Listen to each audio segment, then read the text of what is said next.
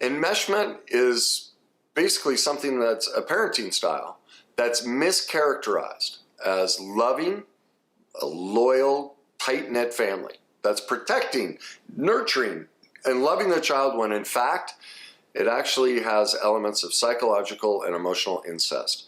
And those get perpetrated through the behaviors, the communication style, and the actions of the parents. And it's very similar to codependence, but there's some key distinctions which I'm going to get into. Now, unfortunately, in this dynamic, the parent is actually using the child for intimacy, companionship, romantic attachment, advice, problem solving, ego fulfillment, or emotional release. Now, the key to this is they're completely unconscious to the fact that they're doing this.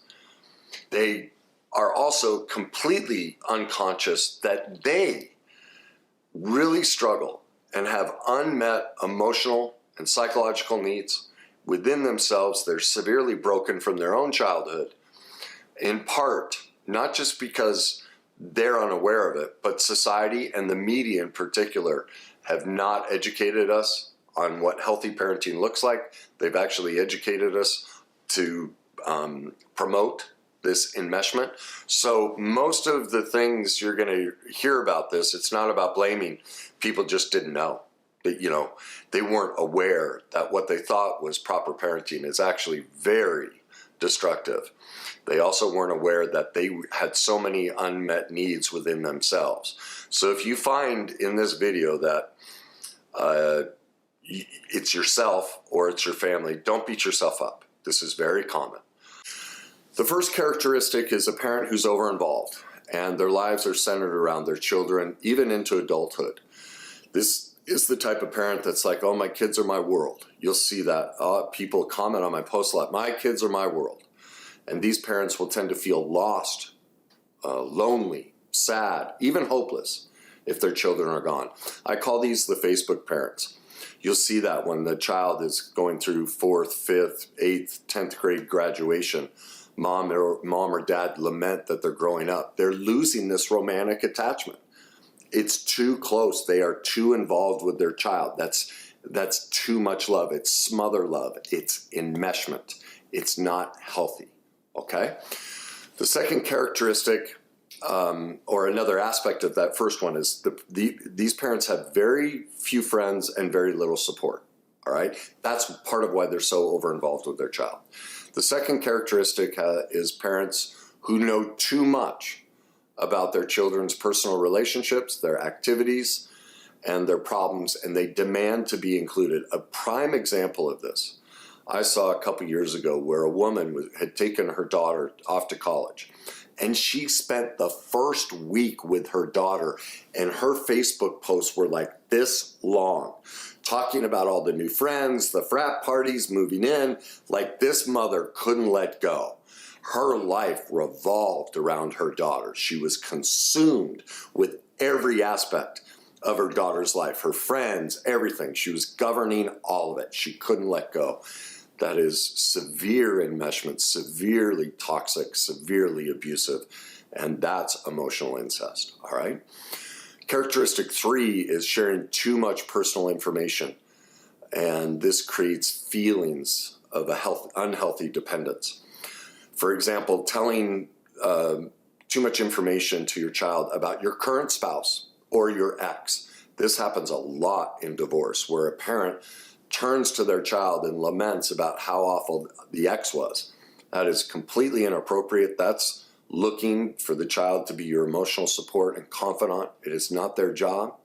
That is way too detailed information for their development. They can't handle it emotionally. It puts them in a position to have to choose a side.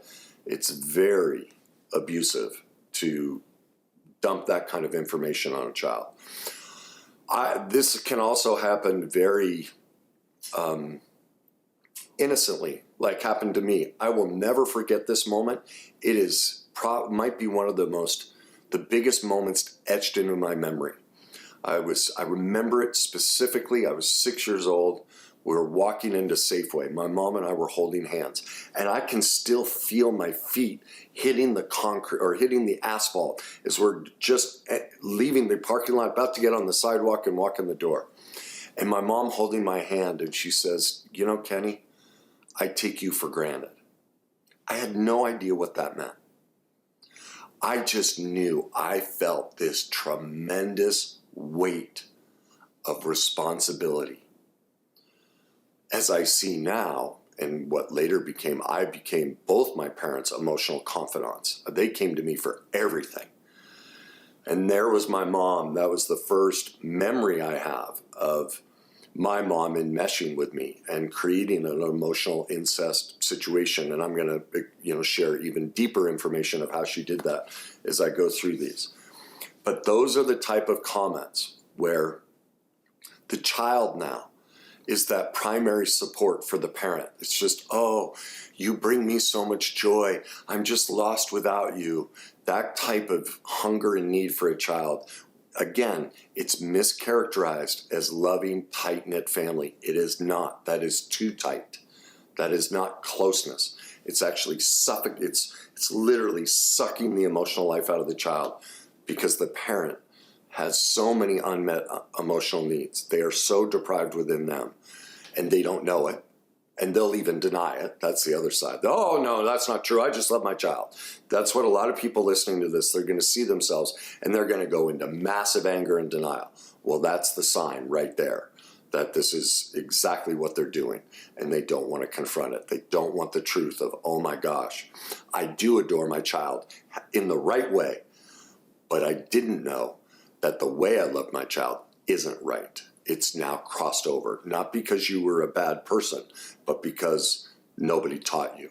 And so I urge you, when that anger comes up and defensiveness at these things, when you see yourself, don't project that on me. That anger that you feel is actually at the parent who taught you how to do this. That's your unresolved rage for how your needs were never met as a child, and you were left abandoned and neglected, and that taught you to then do it to your child. That's what your rage is. It's not meant for me. It's meant for the original caregivers that did this to you. All right? Number 4, parents' self-worth depends on the child's success or accomplishments, and it's there to really fulfill the parents' unrealized dreams. These are the classic screaming parents at the Little League games. We all know them. They just go ballistic, What are you doing? You're so stupid. Come on, make a play. Or, they're just so wrapped up, or they'll fight with the coaches or fight with the fans, fight with other parents. If they don't play enough, they go and talk to the coach. This is classic enmeshment. They're over-involved in not allowing their child to live a life. They think it's protection, tight-knit. It's not. It's emotional incest and enmeshment. This is also the college admission scandal. All of those wealthy people that did this, their whole self-worth is tied up into whether their child got into Harvard, USC, whatever it was. They did that for themselves. That wasn't for their child. That was for themselves. That situation is so abusive. It's just, and the media really didn't get into how horrifically abusive all of those parents were to their children. It's heartbreaking to me. Also, here's another example. My father would say to me, Kenny, you are the easiest of all the kids. And were you told that same thing? That you were the one that was simple and easy to deal with? Well, I'm going to read you something from Dr. Patricia Love's book, The Emotional Incest Syndrome. And a simple comment like that. See, my dad didn't know this, but this is what he was actually doing in that moment.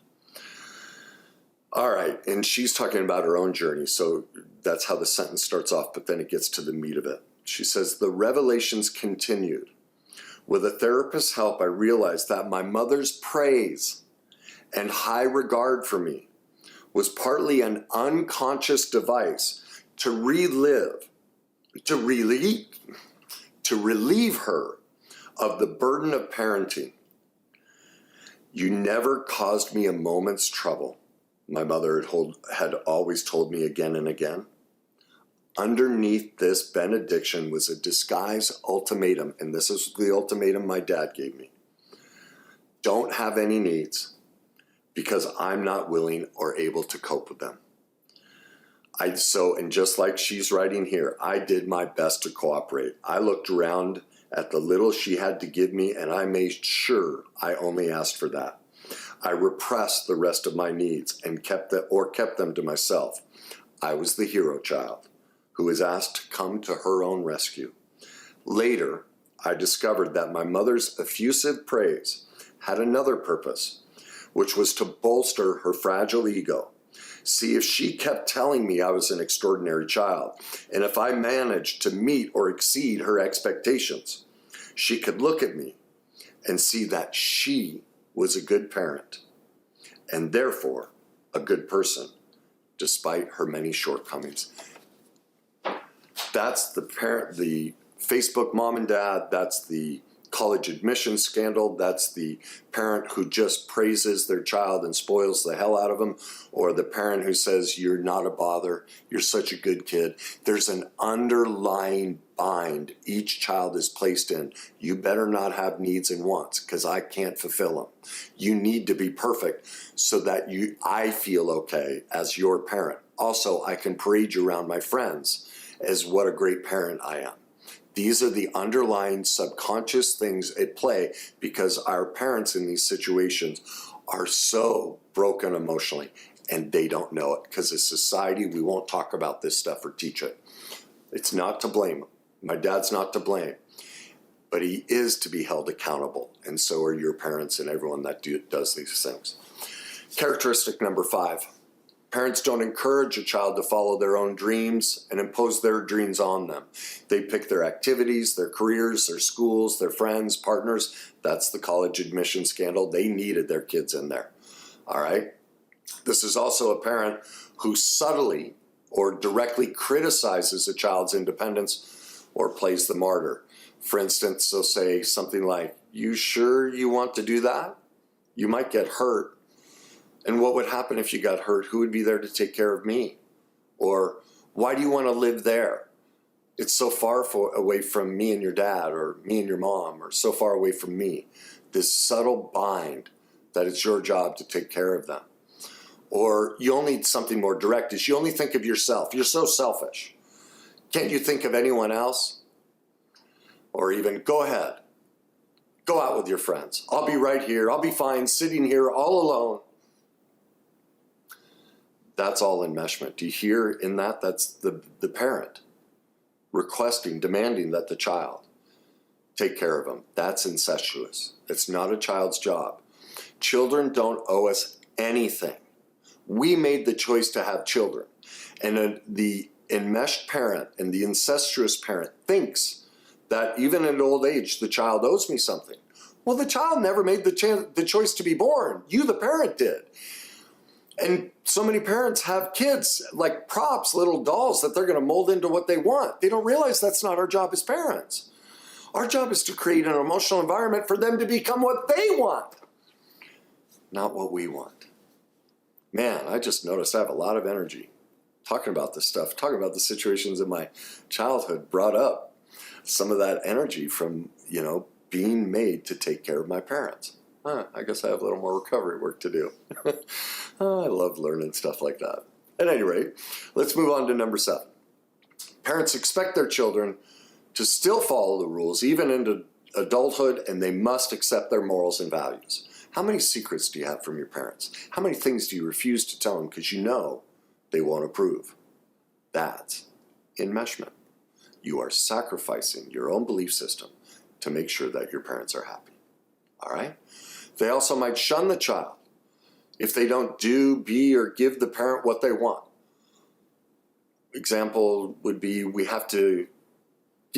perfect example is in my book, Your Journey to Success. I share this email exchange between a daughter and her 2 parents and how, they're just throwing it in her face that they paid for school, all the things they did. And dad's an alcoholic, and they're just saying, "You owe us. It's your job to pay us back. We're old. You owe us for this. Take care of us." Well, no, You're 70, 80 years old. You should have spent your life saving money and taking care of yourself so you could do it. You don't have a kid to, be your caretaker. That's not a child's job. That's your job. Like, I'm fascinated by these family dynamics where they think as the parents get older, it's the child's job to take care of the parent. No. You're the one who had the child. It's your job as the parent to be there for your child as long as you live. That's the contract you sign, not the other way around. That dynamic is emotional incest. I'm having you as a prop to take care of me.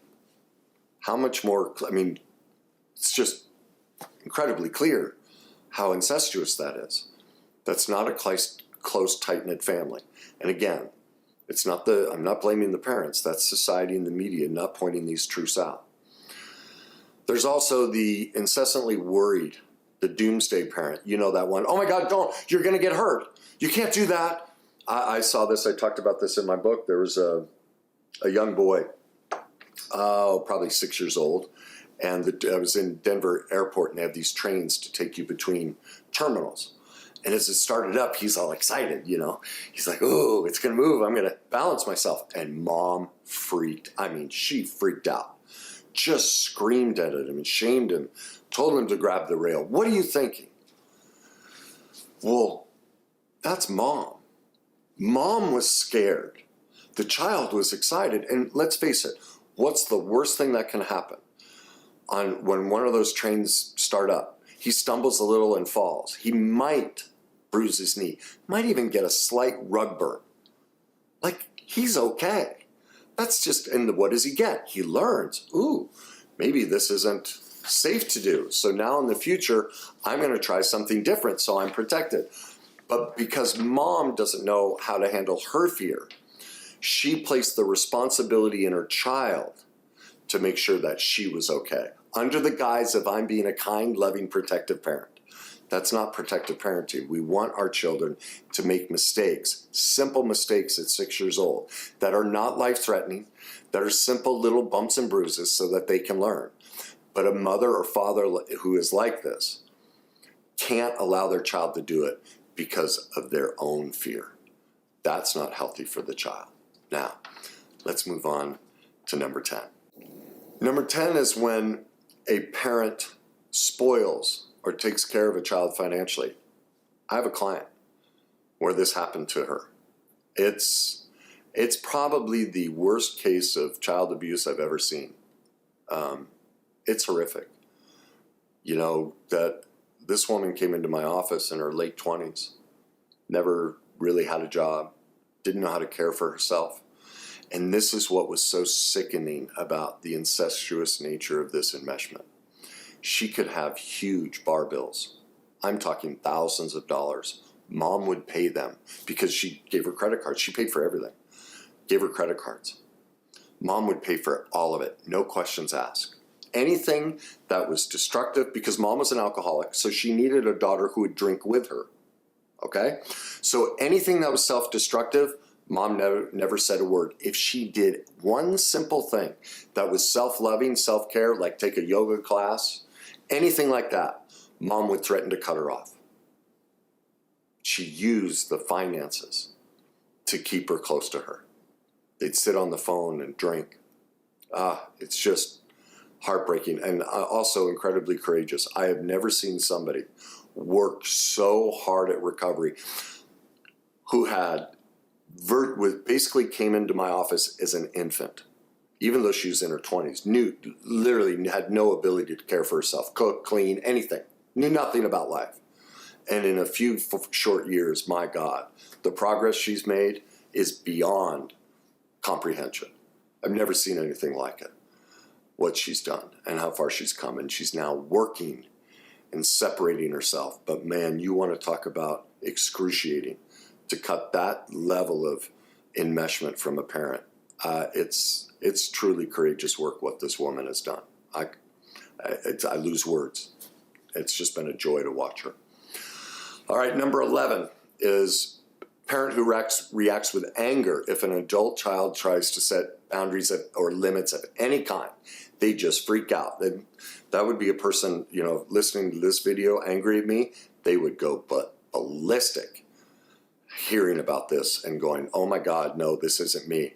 Like if anyone leaves me really nasty comments, it means they saw themselves, if that ends up happening on this video. And so this would be me setting boundaries and limits and taking away their food supply, their emotional supply, and they would freak out at any suggestion at that.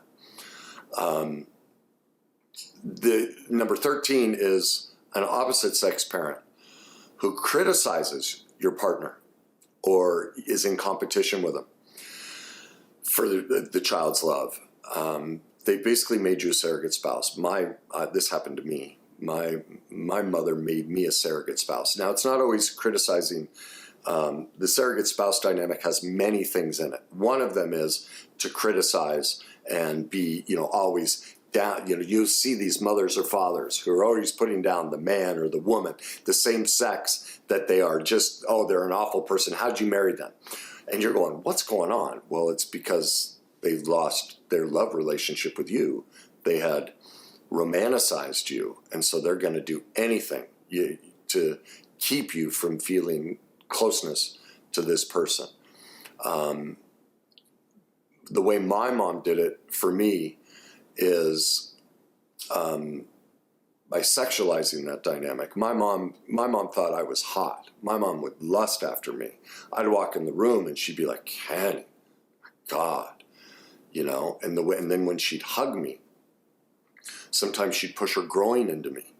She never touched me. It's what's called covert sexual abuse. In other words, it's not overt. She didn't, the typical thing we think of having sex with a child. She didn't do that. But the way my mom looked at me, leered at me, or made comments about me, it was indirect. That's covert. And so it leaves you with this sense of, man, my mom loves me, but my mom loves me too much. Like, that's gross. I don't want my mom to think I'm hot. Like, I want my mom to like me, but don't think I'm hot. All right? And you'll see this a lot. This was one of the creepiest things I ever saw. Was a couple years back in a Subway, a high schooler, probably somewhere between 14 and 17, and a father standing there, and they are arm in arm like boyfriend, girlfriend, and he has his hand on her rear end and he's patting her and kind of squeezing it. Like, it was so creepy. It was so sad. And she's head up, like they were boyfriend, girlfriend. And again, people, oh, we're so close. No, that's severely abusive. That's not healthy at all. Number 14, people who feel each other's emotions. This is the classic empath. Like, that's the new buzzword around. Oh, I'm an empath. Well, you know what that means? That means you have absolutely no boundaries. You're severely codependent and you enmesh with people like that. You have no ability to contain your internal, what's called an internal boundary. And so the second a person walks in the room, their emotions just go right into you. And so you can be happy, but someone negative comes in and you drop. That's a sign of severe enmeshment. And in these parent-child dynamics, that's what'll happen. The parent will walk in a bad mood. The child's great. Immediately the child drops, or vice versa. Like, they're constantly transferring emotions and they're constantly changing to become the other one's emotions. And usually it's always the child becomes the parent's emotions. When they get older, they may gain a little more power and be able to fluctuate the adults. But as child, they can come in a great mood, mom or dad's down, boom, they're down. And that's what creates the empath. I mean, people call me an empath. Yeah, I was severely enmeshed with. Massive codependence. Yes, part of my gift is I can walk in a room and feel what's going on with people. I've had to learn to stop doing that. That's not healthy. What used to happen to me is I would become those emotions. And it still happens at times where I will notice my affect just totally changing to the person I'm with, that I've lost containment. And that's what happens to these empaths. And they think it's a sign of, a gift that they have. Well, no, that's a sign of abuse, that you need a lot of healing from having that done to you as a child, because we need a boundary of, yes, empathy is great, but empathy doesn't mean I get sucked in. Empathy means I can experience the emotion, but stay contained within myself. I don't lose me. And the so-called empath loses themselves. And they go, oh, I'm such an empath. I just can't deal. That's their thing of, because I'm so empathetic, I just get affected. They don't realize what they're saying is, yes, I've gone through severe abuse and I've never healed it. I have no ability to contain myself. It's not a feather in your cap. It's actually very sad because you went through something horrible and no one's told you that you have a lot of healing and recovery in front of you so that you can have true empathy, which is a boundary. Yes, I can experience sadness and pain, but I don't become your sadness and pain. And that's what happens to an empath.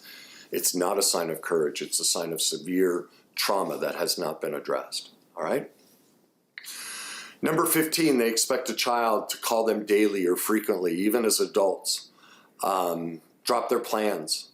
Or they will in other words, everything has to revolve around the parent. If a parent calls and needs something, it gets dealt with. And if you're not doing it, there's something wrong with you. Don't you love me anymore? Then the martyr comes out. I thought you cared. I haven't heard from you in 3 days. It's been 4 hours, or like my mom. This is an adorable story. I have to tell it. When I learned how enmeshed I was and was working on codependence, my mom used to call me, and if I didn't answer, she'd call like 20 times in a row. Would never leave a message, would just call. Well, I finally learned about boundaries, and I called her. I finally called her several days later because I had to get myself contained. And I said, Mom, I really appreciate how much you love me. And I think it's amazing that you want to speak to me so much that you call me so many times. But I need to share something about me. I've discovered some new things about me. And one of those things is when people call me over and over, it scares me. I feel like somebody wants to suck the life out of me, that they're calling me for their benefit. And that really scares me. And so because I don't have enough recovery around protecting myself from that, my only defense is to run away. And that's why you haven't heard from me in several days and I haven't returned your call, because that's the best I can do right now. And so I wanted to let you know, you're fine. You can call me as many times as you want, whether you leave a message or not. But if you want to hear back from me as quickly as possible, the best way to do that would be to call me and leave one message. And as soon as I'm available and if I'm in the place to do it, I will call you back immediately. That's the fastest way I'll call you back. And I'll call you back immediately when I'm in that place. So I just wanted to share that with you. Now, do you hear what I did? I never told her what she was doing was wrong. I never said she was a bad parent. I never said she was suffocating me. I said, this is what I do to myself, because it's true. I do it to myself. My mom's just calling me. We always make ourselves feel everything. I'm responsible for recovery. I got open and vulnerable about my pain and how I'm trying to recover it, and I shared with her the plan I have to put in place based on the level of recovery that I have in the moment. And I also requested my needs and wants. This is what works best for me, but by all means, I'm not going to control you and tell you what to do. Do what works for you. But this is just a suggestion, which, if you want to talk to me, you might want to try. That's health. An enmeshed parent would never talk to their child that way. An enmeshed child would never talk to their parent that way. That's what healing from codependence and enmeshment looks like. Well, this is the sweetest little thing. It was like 5 days later, my mom calls. And it went to voicemail. I didn't answer. And I go to listen to the voicemail, and it's like, hi, Kenny, it's your mother. And I'm only going to leave one message, but I'd really like to talk to you. I mean, she was still trying to manipulate the hell out of me, but it was adorable. It was the best she could do. My mom had been through severe abuse in her life. She never learned this. She was still in her attempt to be better. She was still doing it, but God, you got to bless her heart. Like I just broke out laughing. I was like, that's so cute. And then, of course, when I call her, the first thing, my mom's a big martyr. That's how she would suck me in. She goes, did I do good? I only left one message. It was just hysterical. It's always about mom, always feeding mom. But see, I can laugh at it because I went and did the work. I made the focus on me. I healed me. And so now I can enjoy my mom's perfect imperfections. And that's the beauty of doing this work. It's not to throw them under the bus. It's so that we're in peace. And that's what's sitting in front of you if you decide to learn about all of this. All right? Number 16. A parent makes you the scapegoat and dumps all their anger on you, or conversely, they make you the golden child. I went through both of those. My dad, I was the scapegoat for my father and the golden child for my mother. And you're just constantly in limbo. You never know what's up. Number 17, a parent who's neglectful. This happens a lot in the single parent household. I mean, they have to work, but they're not there. And so because they're not there, that is neglect. You have, 6, 8, 10, 12-year-old child basically raising themselves, or they have an addiction. And therefore the child has to mature well below their age. You see these kids, I've been out recently with some families, and they have these 8-year-olds who act like adults, and they think it's great. Well, no, it's because mom and dad are never around, and the child's had to become an adult. And so the parents are like, oh, look, we have an 8-year-old who acts like a 25-year-old. No, that's severe abuse. They should be acting like an 8-year-old. That's healthy. They shouldn't be acting like a 25-year-old. But see, again, we're not aware that making a child into a parent or into an adult at a young age is abusive. It's not kind and loving. Okay? Number 18, I kind of got out of order, was being sexualized. And that's what happened to me. And I see it happen a lot. That, there's the romanticizing. You'll see that daddy's little girl, mommy's little boy, they go on dates, and it's a romantic dynamic, and that's not healthy or loving to anyone. So there are what causes, 18, but there are many more. Like I said, I could pick so many. Please, if any of this sounds like what you went through or what you might be doing to your own children, this is a great book by Dr. Patricia Love, The Emotional Incest Syndrome. Even if you're a parent, I don't care who you are, read this book. You'll learn so much about yourself and why you might be struggling in your own relationships, because you're going to see that these dynamics, even if, I talked about some pretty severe dynamics, but this happens in every parenting dynamic. Every parent does a level of this to their child. And so we're all doing aspects of this enmeshment. Nobody's immune from it. It's a scale. Some are more severe, but it's prevalent in everyone's relationship as a parent and in their love relationships with adults.